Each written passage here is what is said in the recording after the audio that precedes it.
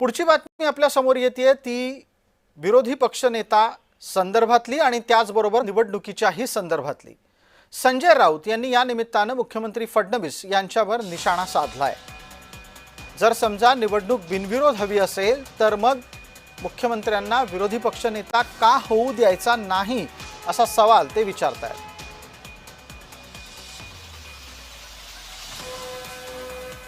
मला असं वाटतं की जर त्याची घोषणा झाली तर दोन्हीकडच्या निवडणुका या मला असं वाटतं की बिनविरोध व्हाव्यात आणि एकमताने सर्वांनी मिळून निर्णय करावा असा आम्ही प्रयत्न करू। पण आमच्यावर निवडणूक लादली गेली तर आम्ही निवडणूक लढायला देखील तयार राहू। जेव्हा मुख्यमंत्री म्हणतात की निवडणूक बिनविरोध व्हावी, यातला विरोध हा शब्द फार महत्त्वाचा आहे।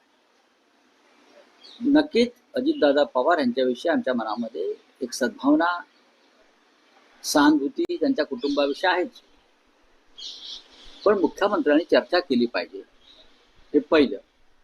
आणि जेव्हा तुम्ही विरोध म्हणता बिनविरोध, तेव्हा महाराष्ट्राच्या विधिमंडळाच्या दोन्ही सभागृहातील विरोधी पक्ष नेत्यांचं काय, याचं उत्तर त्यांनी